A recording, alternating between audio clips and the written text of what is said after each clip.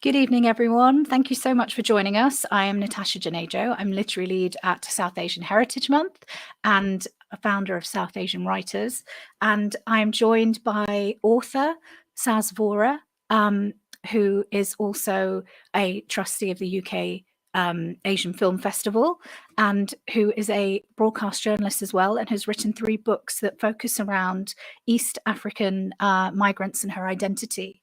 Somebody that was born in East Africa, migrated to England and lived in Coventry in the 60s, and you've taken that through into your writing. Now, Saz and I have worked together before through South Asian Writers, haven't we? Yes, and I think we started during lockdown 2020. Yes, we did. Yeah, we did. Yeah. We started during lockdown. First of all, actually, I'm getting ahead of myself. Thank you so much for joining us for this, and thank you so much for giving up your time. I know that this is quite a personal thing to talk about, and it's something that you've spoken about a great deal in your work, and now you are focused on creating a documentary around this side of identity as well, and it's deeply personal to you. So thank you for your time. Yeah. I mean, I guess it's the same sort of thing that people are doing with partition stories. We are running out of own voices, experiences from people who have actually gone through there. Although some of the trauma we carry and some of the stories have been retold, the same thing is happening with the people that came over predominantly in the early 60s from East Africa because of what was happening in East Africa.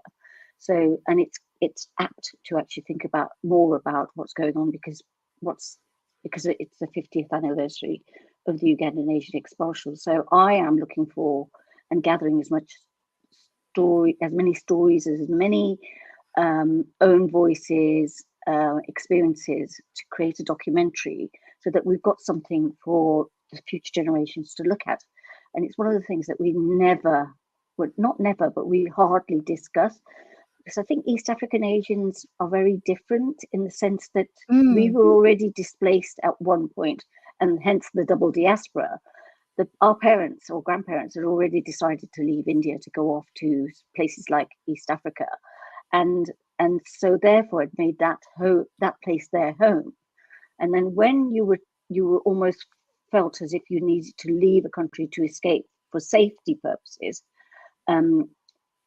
I think most of them shut down. Most of them hardly ever talked about their experiences in East Africa. You get the odd snippet of, or in the evening we used to go walk down the beach, but they never talked about why they made that decision to leave, to come to the UK. Some of them went back to India, stayed there for a while, and then via India came to the UK. So we are a very different group of people that actually have made that journey. Indeed, because it's a completely different journey of migration. As you say, it's a twice broken home in a lot of senses. It is a uprooting your life and finding a sense of belonging somewhere, only to have that taken away, and then having to find that sense of belonging somewhere else, in and around all of this trauma of the end of the British Empire and all of that. And our history collectively in the diaspora is rooted in, we're all touched by what happened, the occupation of the Indian subcontinent. We're all touched by partition. And our theme this year for South Asian Heritage Month, as you know, is Journeys of Empire. And even if you don't have a family history that's directly affected by the tragedy of partition, if your family sat very firmly on the sides of the border where you didn't have to make that crossing, this is something that touches every single one of us and every single one of our stories, particularly the diaspora that's part of Britain. But like you say, it's a completely unique experience that I certainly know throughout growing up and having conversations about what Britishness and Asianness was, and what brown identity was, and even trying to access writing and literature about this as well. It's very new or recent to me in sort of the mainstream lens of what the conversations that we're now having, that we're actually having a lot of focus on this part of our community that has this very unique experience that actually lends a great deal to the discourse around the migrant experience. that lends a great deal to the discourse around what we mean when we talk about belonging, and what we mean when we're looking at the generations that came before us that made their home in a completely different country successfully once, and then successfully did it again, and then what that does as well over time. And like you say, and we've spoken about this before, and I'd love for you to expand on this, because I think Saz is fascinating, guys. You're just going to love her, because the way that it folds us into silence, it's interesting from conversations we've had before of how that experience changes with this particular demographic, in your experience, insofar as how you've lived and experienced this. Yeah, I mean, it's quite an interesting, it was interesting for me when I grew up here. So very briefly, I'm a Tanzanian by birth, or it would have been a Tanganyika, because I was born before Tanzania got its independence. I came over here when I was 7, 8 years old, and I was introduced in a classroom where there were Indian children, mostly from the Punjab, and then was told to point out where I was born, where do I come from, and instead of kind of going on the globe to where India was, I kind of pointed in a different direction. So there were gasps from the children who were obviously of English white in Coventry, but there were also gasps from the Punjabi children who didn't quite understand why I was pointing to somewhere totally different. And for me, that was quite an interesting thing. And I say it again, what's in the name? Where are you from? You get that asked all the time when you grow up in this country, looking the way we do, because our skins are an obvious sign. I used to do a very long, polluted way of telling people where I actually came from, just to bother them. I'd be saying, oh, well, I'm a Tanzanian. And they look at you and think, what?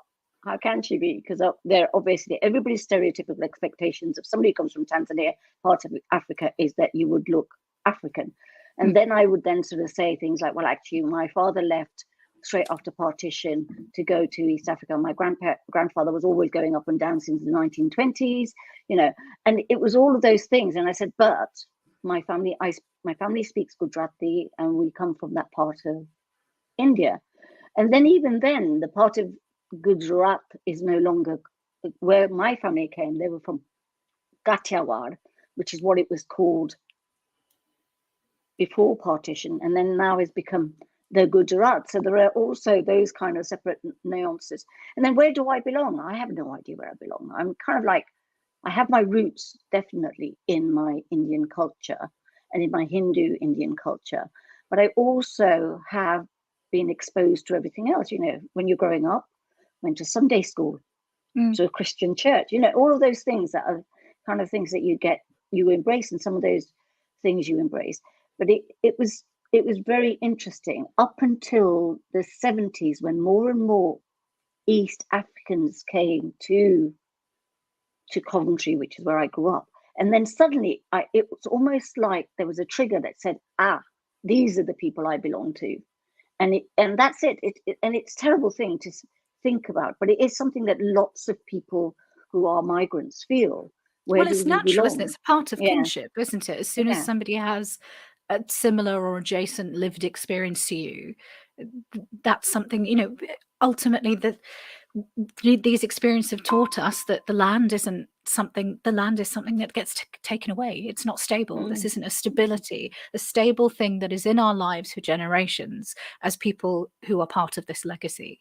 And so the things that we find belonging in are things that are not tangible. They are our food, our music, our art, our culture, and therefore the lines across which you can find that commonality blur a little. And as long as the experience is enough, so I imagine that when you've met people that have a similar background of having to have migrated twice, and it's not like when you go away to university and someone's from the same town as you and they know the streets that you grew up on. It's commonality enough where we can have the intangible, and I feel like our belonging is centered around those things because you can't take them away. Yeah, and it's something that obviously only people who are like us, anyone that lives in the diaspora, can feel like. I'm not sure it would be the same if you went back to India, Pakistan, Bangladesh, Sri Lanka. Although there are differences, I'm assuming, with all those people with the different states and the different religions. So there is that. But one of the reasons I'm very keen to continue this talk, this discussion of our stories, is that hardly anybody knows about that. Mostly everybody thinks, you're South Asian, which is a new term altogether for us. Before we were British Asians. They all kind of associate that the reason why you're here is because you're probably from a northern state, because the majority of people are from the Punjab, and the majority religion to some extent is Sikhism, or you're from Pakistan, and then you kind of go, well, actually, yes. And then if you say you're from the Gujarat, there's an obvious surname that everybody comes up with, or you're Patel, and like, well, actually, no. So there are things like that. There is a commonality that when you talk to people who are not necessarily cultured with the way that we live in the South Asian diaspora and the South Asian continent, you have to almost kind of unpick what they've already learned and try to tell them where you're from. And I am keen on doing that now, because although I have children who are in their late 20s, I know that in a couple of years' time, they'll want to know a lot more about, because once you get to your 30s and 40s, you'd want to do that. And I was in that similar situation where I did get to that age where I wanted to find out a little bit more. But what I did discover is that my family, particularly my father, was very closed about what he was telling us about Africa, East Africa. And he did say he wanted to go to visit because he hadn't been since he left in 65. And he wanted to visit, and then he became ill, and then it was almost like, how do we expose him? We can't take him. There's nothing we can do about it. And it's that I'm really worried that there are lots of people who are like that, who would want to tell their stories, but can't, because there's nobody asking them that question of, well, what do we do? Do we gather? Who's going to listen to my story? It's not worth it. And when you do say to people, I'm really interested in your story, they go, well, it's not very, I remember meeting someone a couple of months back, or just before Christmas, actually. And I said, because she was a Ugandan, well, her family were Ugandan refugees, but she was already studying here. And I said, I'd really like to find out more about your story. And she went, well, actually, my story is not that interesting, but my brother's is, because he was the one that had to leave and come on the plane. Well, actually, I think her story was probably much more interested.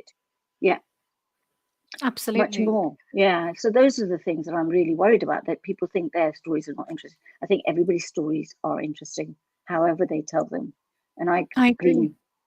And I listen and I glean bits of information and put them in my writing. That's the journalist in you, isn't it? Like, this is the thing. Like, whenever I work with Saz, and wherever we have a planning meeting or anything, or whenever we're preparing for an event, we end up talking for hours before we actually do the thing. Because this is the thing that I think gives me a great deal of hope about this, is that, being part of South Asian Heritage Month and being involved in South Asian writers and things like that, you're uniquely positioned, whereby you get to have conversations with a great deal of people about their stories, about personal story. And one of the things I'm incredibly passionate about is preserving partition memory and ensuring that the generation that has gone through partition, we are losing that generation, and actually that spreads out further into the wider migrant experience of what our community has faced and has experienced, and how that has reverberated through time, and how that has reverberated through family as well, and what the effects of that are. And you're very much of a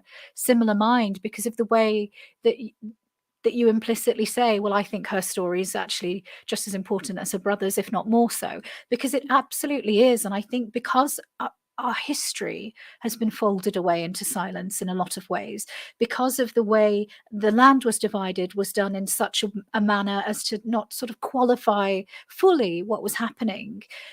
There is an innate culture and an inherited culture of folding yourself away, of folding your own testimony away, of folding away the personal, because a lot of the factual has been folded away. A lot of the factual has become inconvenient.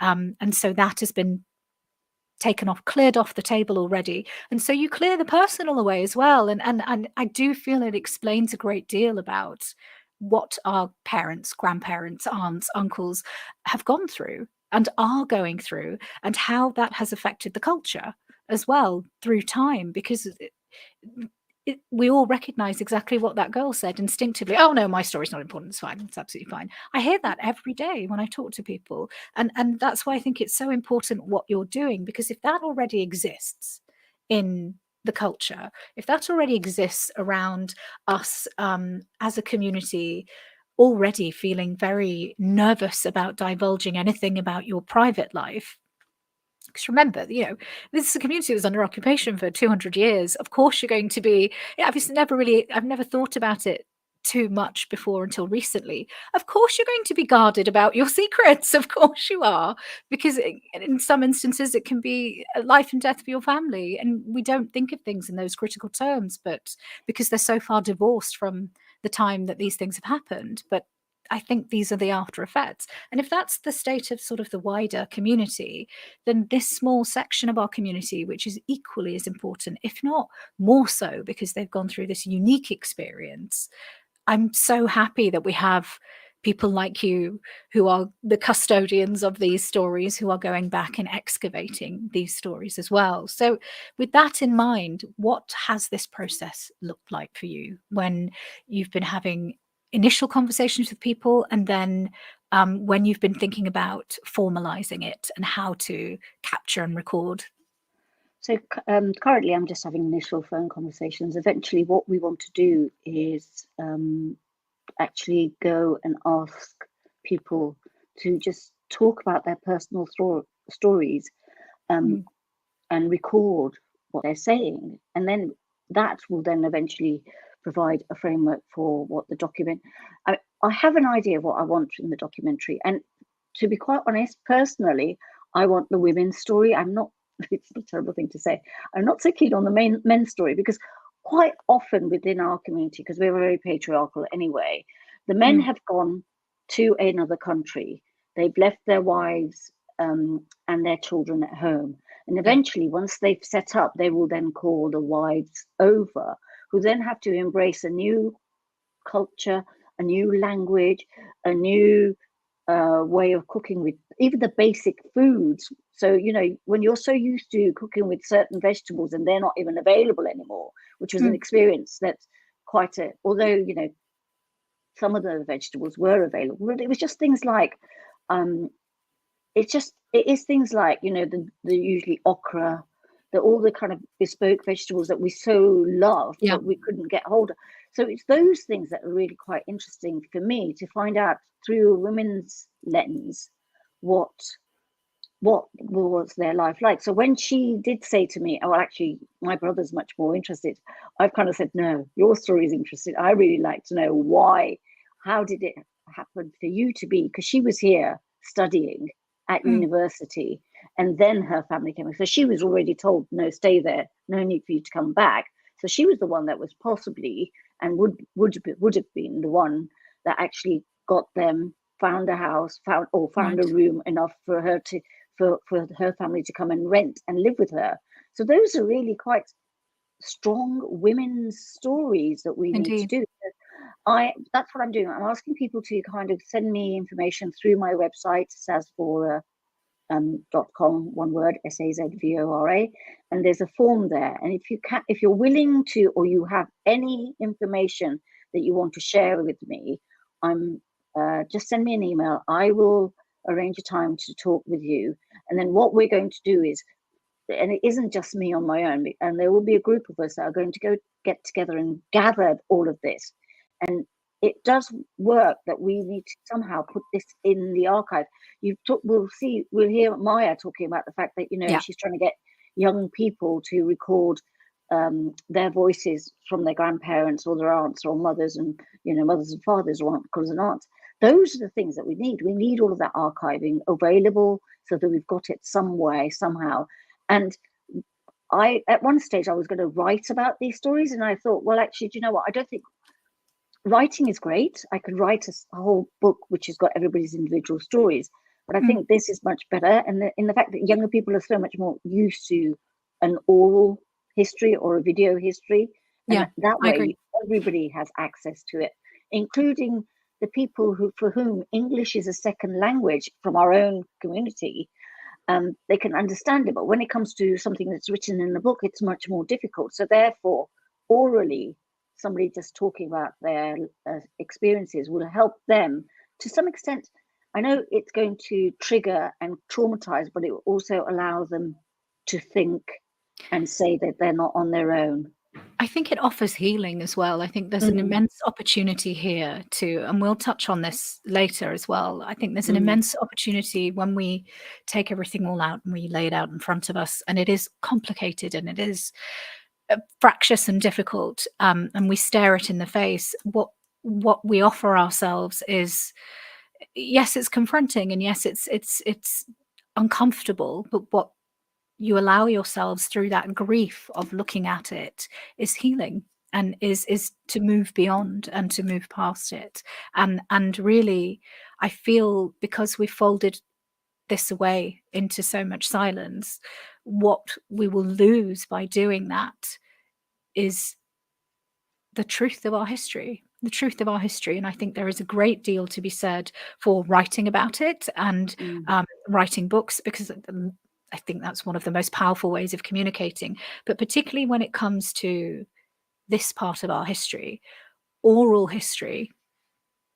accounts, personal testimony, I think one of the most effective ways, and I agree with you, that we can capture this is video testimony. And it's so digestible as well, but it's also a historical record from a time where, and throughout an experience that was not documented accurately and was not documented with any emphasis on the casualties of that violence, the casualties of those circumstances, and the fragility of those people. It didn't bear any of that in mind. So none of the recording of this has humanized this experience for the community that has bore the brunt of it. And if we can do that now, and if we can go back and do that now through our stories, through our art, through our conversation, but most importantly through historical record, then I think I almost feel duty bound to do so. And it's something that I'm very passionate about, and I'm really, really happy that this is something that you're doing with a specific focus and lens on East African migrants as well, because it's just, I think there is a completely different form of resilience here that we're talking about. I think it's extraordinary. I really, really do. As we've talked about the documentary already, I think what we might play now is some excerpts from some of the authors that Saz has been will be interviewing for the documentary. So if I just kind of go through each of our readers, and you let me know what it was about them that interested you and what you thought they could add. Is that something you're happy to do? Yes. Perfect. Okay, so Dr. Maya Parmar, her book is called Reading Cultural Representations of the Double Diaspora.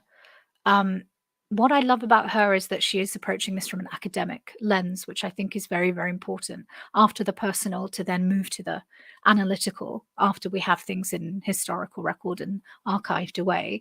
What drew you to Dr. Parmar? And it personally, I think it was because she is third generation East African, in the sense that she was born here, but her parents are from East Africa. And the fact that she's collecting and teaching and showing young people how to record that oral history, how to collate it. It's in Cambridge, it's an academic piece of work, but just seeing that we're gathering some of that information, and it is somebody who in essence would be a child of mine, later on. But that's why I was, and it's because I think academically we did have a few bits of twice migrant conversations in the 80s. Then it all got completely forgotten. And we need to try and talk about the twice migrant experience, because we're a group of people that are much more resilient. We left India to seek out adventures, because that silk route had been going, the spice route had been going on for a very long time. So there have been Indians who left the Indian subcontinent along those routes.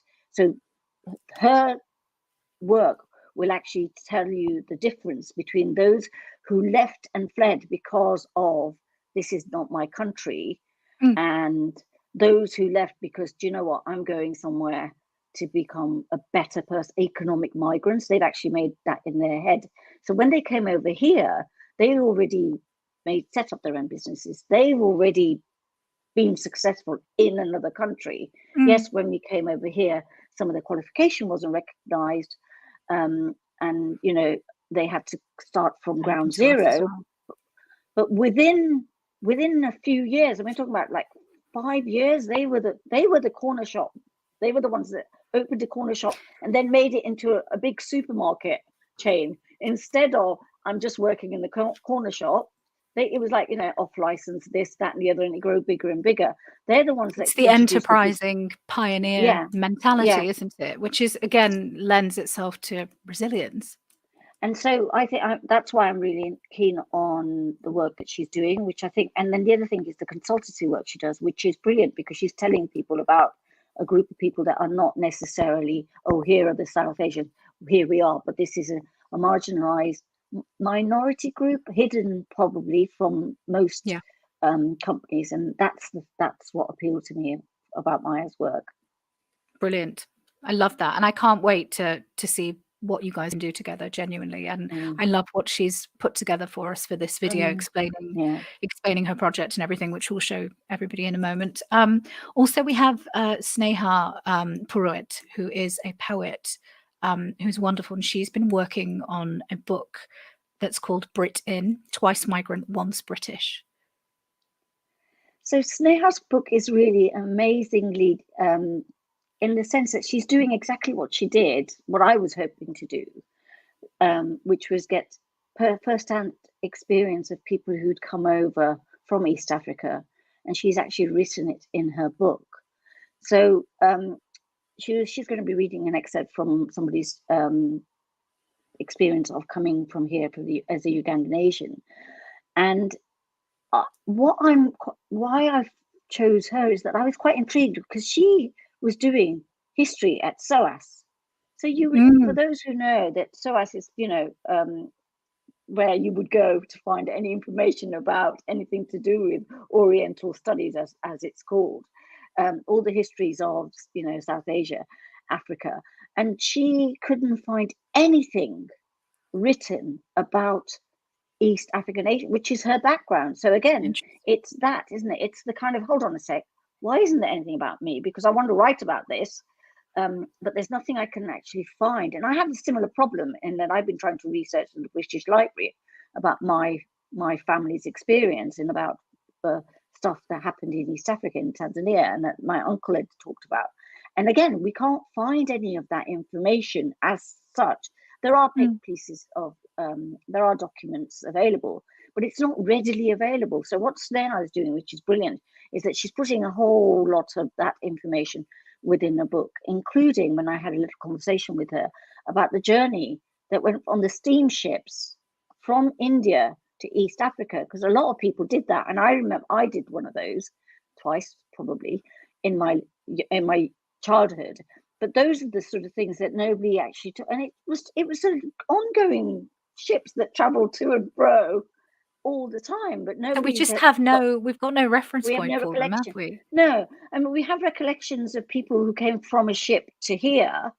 Yeah. From India to here. But there's none of that recollection of people who actually did go to and fro quite often. So some of the young men that went to East Africa got to a certain age and thought, no, I need to get married now, went back to India, got married, took their wives with them, who may have been, 18, 19, 20, away from their families to live in this community that was full of, mostly, a lot of it was men, but all of people who were all over India, not necessarily from their own community. So that's what really intrigues me about Sneha's work. I think I love what she's doing. I absolutely love it, especially because when you are gearing all of your academic life and study towards finding this representation of yourself and studying it formally, and then you get there and realize that there's nothing there. I love that she's just gone, right, I'll build it then. And I think that's exactly what we need. And it again speaks to what you were saying before about the tenacity and the enterprising nature of this part of our community. And I think it's quite beautifully dovetails in there with what we were saying before. But I love the approaches that both of these authors have towards this endeavor, and it is a very academic approach. It is a archival approach as well, and it is about how we preserve use oral history and then use physical evidence and preserve that for the future, so that we can create this piece together, this narrative of what happened, what is happening, and we can carry that forward. Our third author, well, our fourth, including yourself, that we're going to feature on the short video, is Maya Kalaria. Now, Maya, her father was actually part of the expulsion under Idi Amin 50 years ago. And interestingly, when she speaks about this, she says that he doesn't claim his Indian identity at all. He claims his East African identity more so, and his Britishness even more so after that experience. What I find personally interesting about Maya's work is that she explores this through the lens of grief and healing and decolonization work. So was that your interest in Maya as well? That was definitely what drew me to her. And we know, I've spoken with Maya before, and I know her. It is the fact that her father looks at himself as an East African and then British, because that kind of fits with what I look at myself as. My Indian heritage is almost like kind of like the icing on the cake. I don't actually even think about it as much, because there are things that I can draw on and there are things I don't draw on. What I also was really reason why I was drawn to her work and what she does is this grief that we hold within us that we don't know anything about, even if our parents have never talked about it, and you've got jovial family members and nobody's really discussed it. It's a grief that we have within us and we pass on to our children. And it's the fact that when we were colonized, we were looked upon as an inferior culture, an inferior race. Everything that we did was barbaric compared to what the British colonial masters were doing at the time. And even, we're talking about, for us, for India, it was a long time ago that when the British came, 1700s onwards with the East India Tea Company. And what I quite like with what Maya is saying is that the grief that we follow and we have within us comes out in our writing, in our thinking, in the way we tell our stories. And I kind of identify with Maya to some extent, because my writing journey was because of the grief I held. That for a start, the loss of my child 30 years ago, and the loss of my dad nearly 12 years ago. And it was that actually triggered or pushed me to write the stories that I'm writing, which is about subjects that aren't necessarily all happy ending subjects, or subjects that need to be addressed and talked about.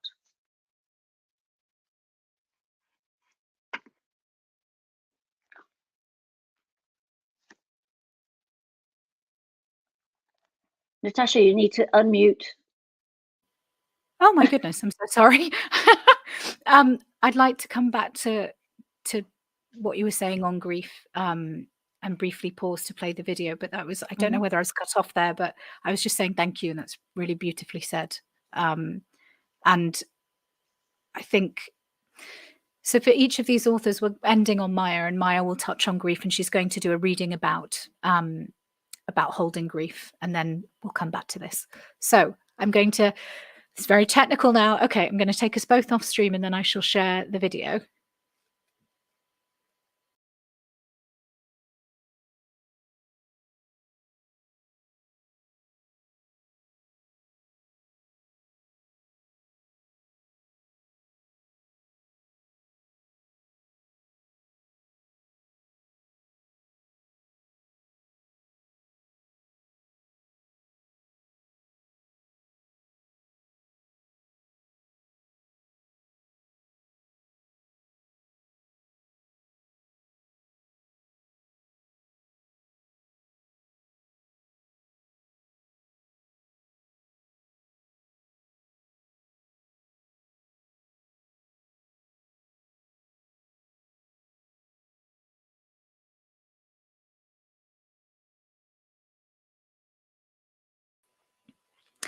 Oh my goodness. Live broadcast, everybody. I do apologize. We're having some technical issues there. What I will make sure we do is that we share this video. It's a short video. We share it on our socials immediately after the session, so you can all see it. And it's readings from Maya. It's Maya explaining her project, Hadithi Kick, which is a CIC in Cambridge, where she is collecting visual and oral testimony from people in Cambridge about their migrant experience, about their twice migrant experience, and then that process of her taking each of those files and archiving them and then being housed within the Cambridge Museum. So they are physical assets that then will remain controlled and will remain just kept and treasured. And I think this is such an important part of the process for us, because it's an assurance that these stories aren't just getting lost in the ether. And I think one of the most interesting things about Maya's work is that we are opening the floor for talking about this, but then we're also thinking about what we do next and how we preserve this and how we ensure its survival as well, which is one of the most important things. And Sneha, as we said, is similarly approaching this from an academic lens. And as we were talking about before, a lot of Maya's work is centered around grief and healing and confronting what you are going through. I wanted to briefly chat with you about this legacy of grief that we all carry, but you touched on it beautifully earlier. Your work started because your characters that you write about, you write fiction, but you draw from your own life and your own experiences. So there are twice migrant experiences in your book. That is the history of the main characters. You deal with colorism in relation to both parts of this identity with your main characters, and then you also deal with grief as well, which is a great part of why you started writing. If you feel comfortable talking about it, would you like to? Yes. Before I start that, I was just going to say that there are other museums that have archived footages for East African stories. And Birmingham did a big project. So in Birmingham Museum, you can go and access their archives. But what I want to do is really to say that, everyone, if you're in Bradford, if you're in Manchester, go to try and see, as an academic, archive all of this information, because we need it available to all the children that follow, so that they know why this is a multicultural community that we live in, and why we can eat curry and we can eat Chinese food and we can eat all of these different foods because of our heritage, our reason why the empire is no longer there, but we still have the nuances of the empire sitting around the corner with the curry house and the Chinese restaurants, and there were some of the things that we do that we never would have realized. So I thought I'd better say that, because there are lots of other people gathering all of this information, which is brilliant, and that's what we should be doing for every migrant community in this country. I'm of the view that I'm so sorry. Yes, go. I'm of the view that we need to centralize, and you know me, I've said this for ages, that I would love for us to centralize and have one archival hub and record for partition memory.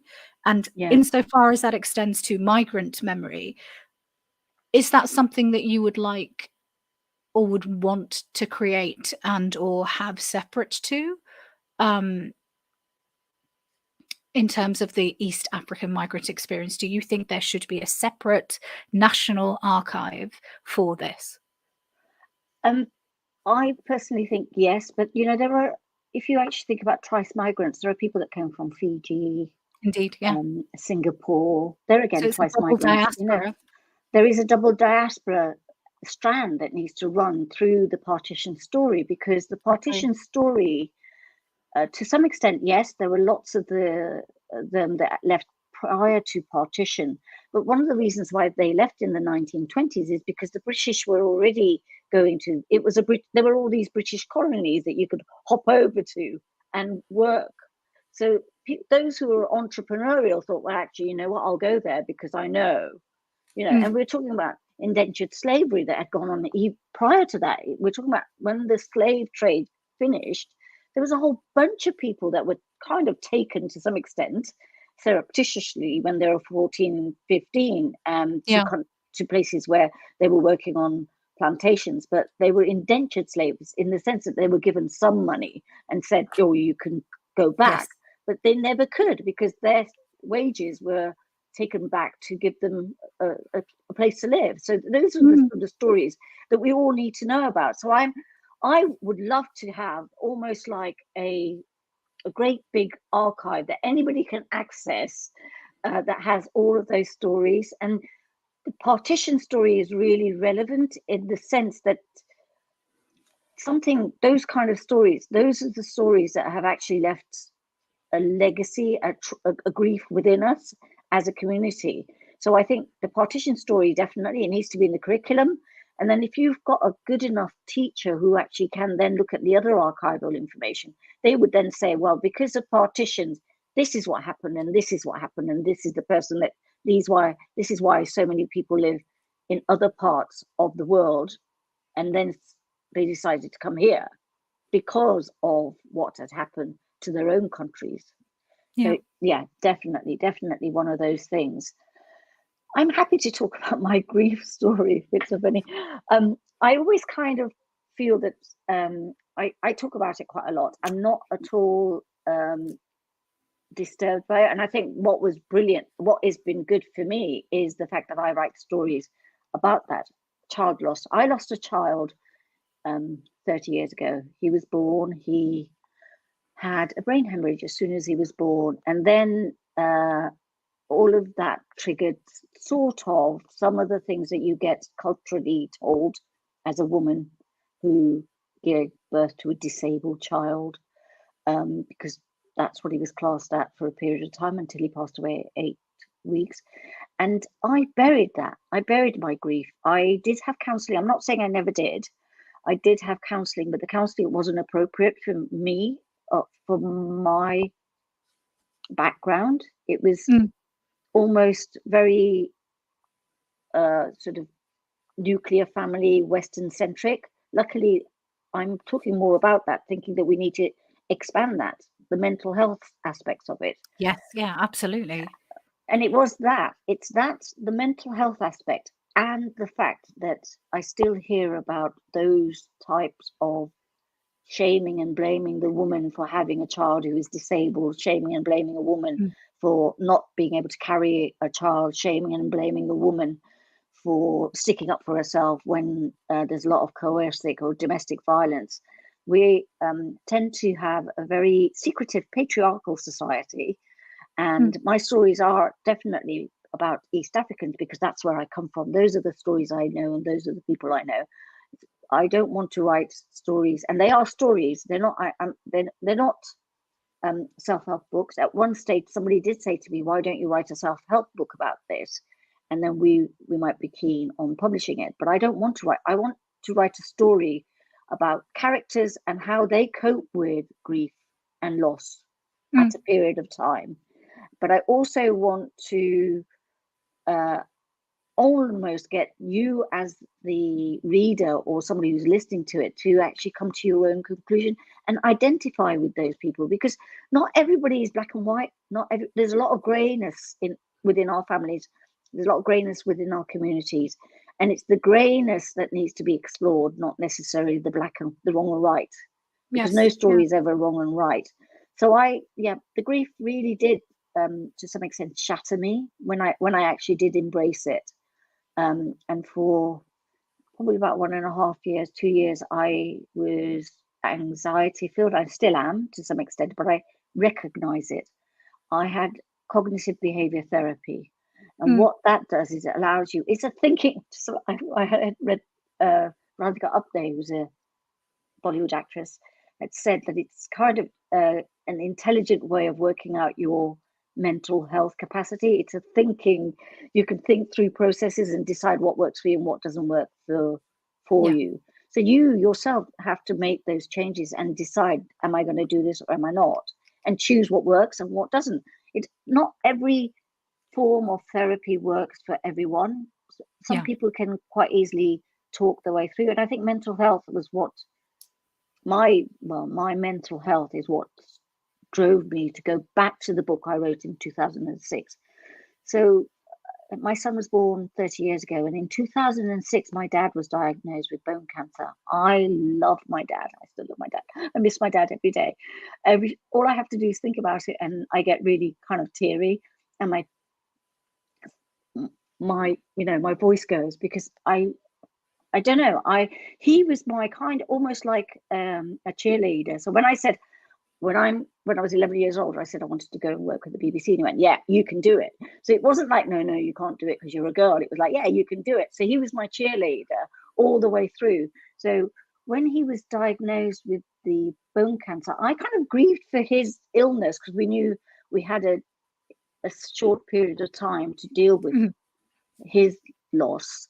And then the story of my experience with a sick baby and being in hospital almost literally poured out of me. I went to a creative writing class, wrote it all up, and it wasn't a very long class. It was like 12 weeks. Within 12 weeks, I'd written my book and then passed it around to the group. And then I got myself in one of those things that you always do, and I always do, that I always think I'm never good enough. And I was told that the story was too niche. Nobody would want to hear about a Indian woman like me who decided that she wasn't going to stay with the cultural norms and fight against it, because the stories, as you and I know, and everybody else that's listening to this, is that there are stereotypical stories of people like us in the South Asian diaspora, where either there's a lot of honor killing going on, or we are migrants, we're struggling migrants on benefits, we don't do a job, we just sit there and play. And there's millions of us living in one house because we have so many children, and we're all there's 21 of us living in a house, all of us to a room. Or that our children, our sons particularly, turn into terrorists. That is not our story. The majority of us, I have the same story as our next door neighbor who is white. We suffer the same things. We are all intrinsically the same humans that go through the same grief, happiness, any other emotion that we go through. So my stories are all about that. But I always cover topics that will let you, I call them, I don't know what it is, but it's almost like book reading groups. So I always leave questions behind in the back, so that people can almost say, well, would you have behaved like XYZ character? What is it about that person? Well, this is the thing. I'm happy to do that. Yeah. I'm glad you do. It's so fascinating, because this is the thing, you do write against it, and I'm loath to say against type, because the exact problem here, when you say that actually the experience that you have is actually quite like your neighbor. I was talking to somebody about this today on the phone, and I was saying, when people are surprised that we don't fit this either end of this bizarre paradigm, that are these very stereotypical views of Asian people, and we fall in the middle somewhere, whatever that may be, it's because they don't understand the intersectionality within our community, and all the differing identities and gorgeous, multifaceted parts of who we are culturally, and they can't see beyond the chocolate monolith, this one homogenous block that we are. And so when there is commonality that actually feels more akin to, say, a white British person's lived experience, they go, oh, well, you're like me. And I always find that quite jarring, because to me it just shows me how sheltered you are.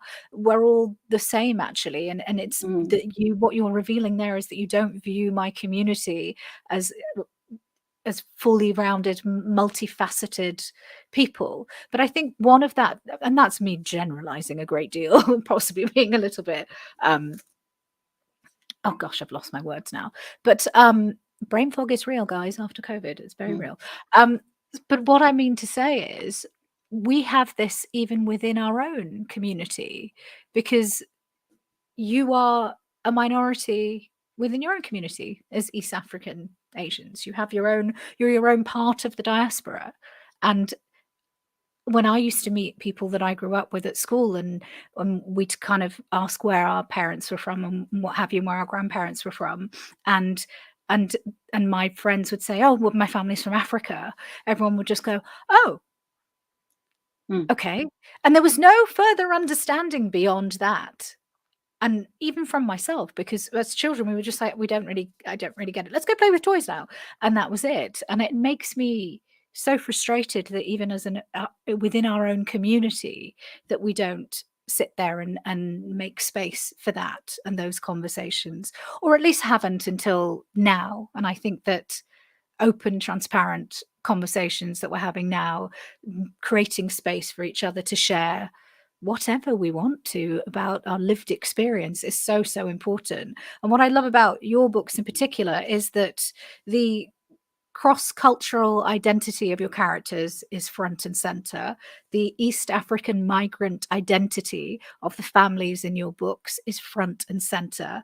The fact that your main characters marry out of caste, the same way that you and your husband married out of caste, is front and center. And typically when people think that they're going to read, what do you call them, book club books, like written by an Asian woman, they don't expect to encounter this. And this is your lived experience, and you've folded into that this beautiful and searing account of grief that the couple go through, that is rooted in truth and story. And so as much as we talk about preserving our history and our stories through visual testimony and through factual accounts and oral history, the way that you do it here is rather amazing as well, because you don't lose any of that, any of the personal, any of the raw personal side of it, and it feels just as immediate, but you're able to access a completely different type of reader. One of the reasons why I wanted to write all of that, about the fact that it is, intercaste marriages, talking about, particularly in that book, they kind of, because Rena is very light skinned, a lot of it is almost the assumption that her mother must be white, so that's why she's light skinned, because no one else, everybody's sort of. But what you have to remember is that in our society, we range from very, very pale to very, very dark, and there is, within one family, sometimes, within a family, you will have somebody who's very light skinned, and then the sibling is very dark skinned, because those kind of communities, marriages have happened for a very long time, and it's not something that is, only, although beauty is only seen to be light skinned people. And that is, again, it's a colonial thing. I think we have to kind of get away from that. And I try to write all of those issues that are discussed often. And you hear, and I'm one of those that listens to conversations and then take it on board, and then maybe may use it or may not. As an author, as a writer, that's what you kind of do. You kind of, and it triggers an idea, and then you go about writing something about it. But I didn't want to show a typical, here's an arranged marriage, they've had a kid, and he has, he's ill, he's disabled, and he dies, and then what happens next? I wanted to show that all of my female characters are inspiration, women's lead. I mean, they are, to some extent, that's what they do. They are trying to break against the norm, even with Rena. I mean, what I did was very different to everybody else. Everybody was doing, either you did maths or you did law or you did, we're talking 80s, we're talking about 70s and 80s here, so I'm quite old. But, you did certain subjects that were only available for you to do. People would point you in that right direction. If I kind of turned around and said I wanted to do history, because I know somebody who was in that kind, people would go, well, what are you going to do with history? I mean, even recently, my son went off to do philosophy. So he's only 28. And he was told, what are you going to do with philosophy? It's that, we're so kind of almost like the only way you can be successful is either you're a lawyer, an accountant, a doctor, a dentist. But I used to be so resistant to this when I was younger. And through the work that I do in more recent years, there is more of an understanding of the fact that, again, these are the things that people can't take away from you. When my parents, highly educated people, when it came to this country, like my father's law degree wasn't recognized, and he had to train as an accountant, and just went, okay, fine. This is I'm pretty sure this is illegal, but fine.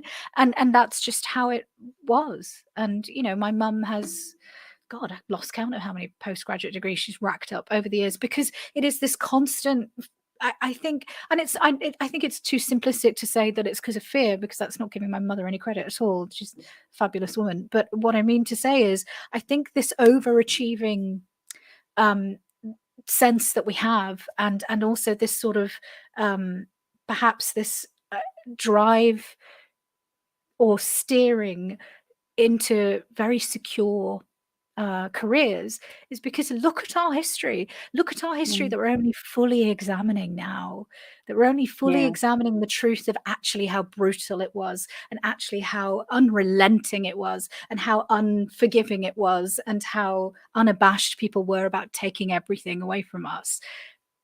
And because we haven't heard about it so much, because no one's really been talking about it, I don't think it means that the fear of it all, and the experience of it all, and the trauma of it all wasn't absorbed. And so what we've been, the behavioral sides that I've never really understood when I was younger, I was just like, but why can't I go to, I don't understand. What's the fascination with this? Why is everyone obsessed with it? And I thought it was a prestige thing, that people were drawn to these professions because it was about bragging. And I think that's a byproduct, to be honest, but I don't think that's my personal view is I don't think that's the impetus. I think that the impetus perhaps originally was, people cannot take this part away from you, because we've lived through things where even your education has been taken away from you. Your postgraduate education that was so prestigious and expensive back home, that you sacrificed everything for, your time, your money, everything.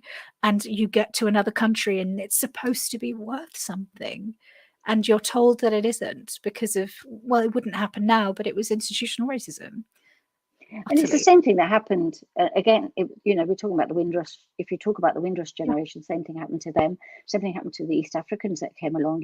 People had teaching degrees and were, doctors, teachers, and they had to retrain again. And some of them didn't bother to, and decided to go and, do you know what, I'm just going to be a conductor on a bus or something, because I just need to get food on the table so that I can get my family fed, and this is the only job I've got available. And that's what happened to.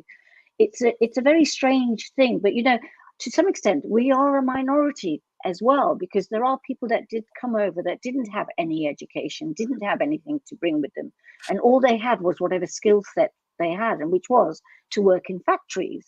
So I don't say that in my writing I talk about the fact that there are much more educated people, in the sense that they were given an education and they were encouraged to go to university or get a qualification, because that's the way to have a better lifestyle. And no, you don't want to be in the factory, which is what parents did. But there are also those that kind of went, actually, come and join me in the factory, because there's no way. Well, my dad did that too for a bit as well, in between all of having to retrain and study. And it was what's available to you at the time. It's what's feeding your family. It's what's getting food on the table.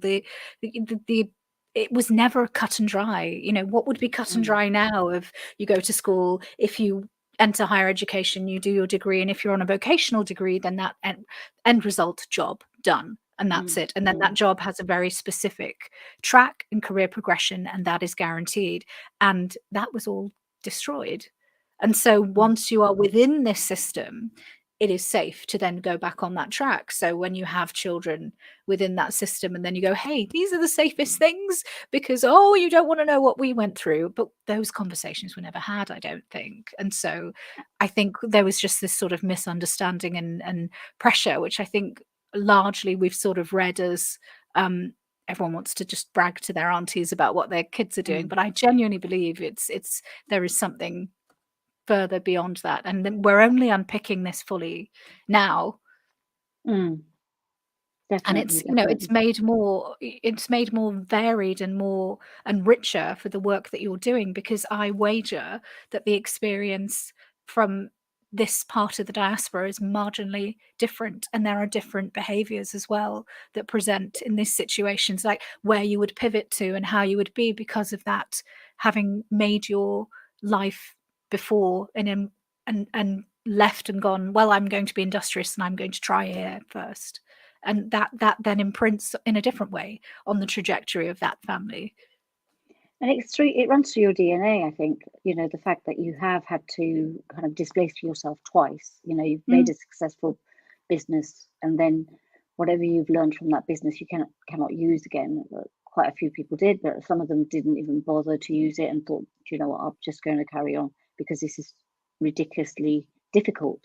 And what I want to do is, I've got children that are, what I'll do is I'll push my children to be the accountants, the doctors, and make success with their life, and push that and put that into their thinking.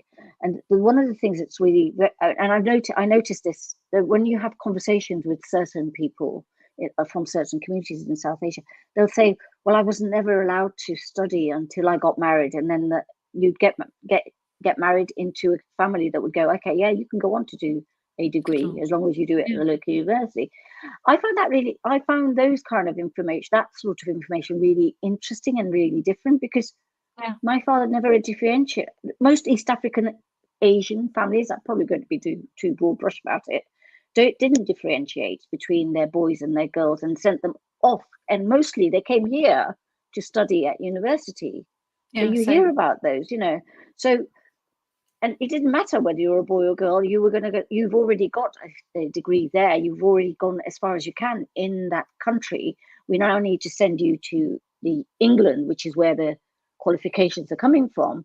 And so you can go on to do your masters and your PhDs. And that is definitely a thread that runs through most of the people that I know. And I'm hoping in the research that I do that I find a lot more that are a lot older than I am. That are in their 70s and 80s and have gone through and have got double degrees because they were sent off from, born in East Africa and sent here to study, and then they stayed. Yeah. And then they stayed and built their life here. So it's very, okay, education maybe, but there's also, we're talking about the people that have done really good. They built up businesses, the buttocks pickles were East African Asians, Tilda Basmati, East African Asians, these are the stories you know nothing about. Just to kind of chip in, I think it's really important for us to remember and to say that this is a very privileged set of people. And these are people that had access to funds, that had access to education, that had access to multiple degrees and higher education, or were able to get scholarships and study abroad, or whatever the situation was. But there are millions of people who were just caught up in what was happening at the time. And I think what would be interesting as well as part of this documentary that you're doing is to get some accounts from people that were part of the expulsion that didn't plan to leave, that didn't plan to actually come to Britain. And there were many, and that's one of the reasons why I know of people where they didn't have British passports, they didn't have Indian passports, they had no passports. So oh my goodness, of course they would have given up one, and then they didn't have, so they're just caught. They were born there, and they were there for generations. So why would you want a British passport or even apply for a Kenyan, Ugandan, Tanzanian? For the Ugandans particularly, it was very difficult because they didn't have that. So for my last book, which is Made in Heaven, I actually met somebody whilst I was at university, and again, it stayed with me for a very long time. She spoke French and Gujarati because she'd come to visit a cousin who was here studying, and her cousin was over from Zambia, so a slightly different country. And I was intrigued at the fact that she spoke French and Gujarati but knew very little English. And so tried to speak to her with my pidgin French, and she tried to speak to me with her pidgin English and a bit of Gujarati, and we managed to have a conversation. But she was an Ugandan Asian that the French had taken in, a family of Ugandan Asians that the French had taken in. So she is kind of one of the characters that is part of that Made in Heaven story, because I want people to know that there were many that didn't have any links, any passports, any travel documents. So yes, India opened up its borders and said, all of you from Indian origin, you can come here. Yes, you know, quite Scandinavia, Sweden, all of those kind of Scandinavian countries opened up their borders. The Canadians did, you know, so we have a displaced group of people that actually did go all around the world and all live over the in all world. those countries, all of the world. And somehow few of them migrated back to the UK because their other family members had the passport and lived here. So I'm trying to get all of those stories, because I think those are the sort of things, you know, you have no document, you end up in a country that, for a start, it's like the refugees, to be quite honest. And we're always moaning and groaning that saying, why do they all want to come to the UK? Well, because they understand the language. There's no point in somebody who's a refugee who can speak English and has done you know, is highly qualified, for them to not be able to do the work that they do, because they can do it in England easily, in the UK easily, because they have a common language. You can't say to them, I'll actually go and work what you're doing in Greece, because again, it's like, oh, so I've got to learn. It's a new language to learn. Yes, so it's the same sort of thing. And I think a lot of them did drift back. And it's one of the things that's really quite interesting, because I think there was an advert quite a while when the Ugandans were, and I've seen it, and I've got it somewhere, which was don't come to Leicester, because Leicester already had a big East African Asian community. So people like some of my family friends, my dad didn't settle in Leicester, but some of his good friends did. And it was one of the things that we were going to do. And he kind of went, actually, do you know, I've got a friend in Coventry and I'll stay in Coventry. But Leicester decided that to put an advert in the African papers in Uganda to say, don't come to Leicester. But eventually those people that did come and were put into refugee camps kind of migrated back down to Leicester, because they already had family that was already there. They already had friends that were already there. What you have to remember about East African Asians is that I could have been born in Tanzania, but if people nipped across to Uganda to set up a business or work, people nipped across to Kenya. So it wasn't like I'm born here and this is where I live forever. It was almost like all of those countries were open for people to go and work in, to live in. And so that's the thing that I think very few people seem to understand, because it was the East African Protectorate. All of those countries were the East African Protectorate, one homogenous grouping. So you didn't have to be in one place or the other. You could be in any of those places. So it's fascinating, and that's one of the things that I'm really keen on throwing light on to. Definitely. And I do it through writing. I put a character in that's from there, and then somebody will ask a question. What do you mean you are? And then you have to kind of the character explains it, but at least you get a little bit of you know. And my stories are not necessarily for people who are from who are Gujarati and who are Hindu. The stories are about, anybody could read it and find out that this is what our community is all about. Oh, where are you from? Oh, from the Punjab. Okay, yes, that's fine. You know, or you speak Punjabi, and then, you know, you have friendships and you have marriages between people from the Punjab and the Gujarat, and you have friendships and marriages with people who are from the Pakistan and Muslim with Hindus and Sikhs. You know, it doesn't kind of, you know, it doesn't make sense that everybody, not everybody sticks to that one group. There are a lot of people who don't they recognize the likeness, but they don't recognize the differences as much in our community. So you recognize, because culturally, all of our rituals are very similar. Very similar. You know, and our food is the same, and it's, you know, the things that unify us are actually so much more fortifying, I think, and so much more profound than the things that divide us. And we have gone over an hour, but I really want to quickly ask you one question. So your experience of growing up and straddling essentially three cultures and identities in a lot of ways, because you've actually spent time in each place, haven't you? You were in India for a short period of time when you were younger. What did that feel like to you? If you had to sum that up in a couple of words through the lens of childhood, what was that experience like for you? Was it a positive So- experience? Was it something you noticed? Was there anything negative at all? Okay, so all of my memories of being in East Africa is all about happiness. So it makes me feel happy. I can remember going to the beach with my dad and swimming in the sea. So all of those memories are really they make me feel whole and comforted. My memories of India, where I kind of felt like I felt like I was an alien, because for a start, there was this thing about language, which I suffered from, because my language is quite a strange language in the sense that we had English words, Gujarati words, and Swahili words, which is obviously from Tanzania. So that's part of my memory. I've almost blacked out. So I was there for 9 months, so you'd think I'd have loads of memories of going to parties or something or the other, but no, I have very little memories, except maybe spending some time at my grandparents' village and spending some time with them. But that's the thing, and possibly that's the only thing. My memory of coming here is really quite interesting.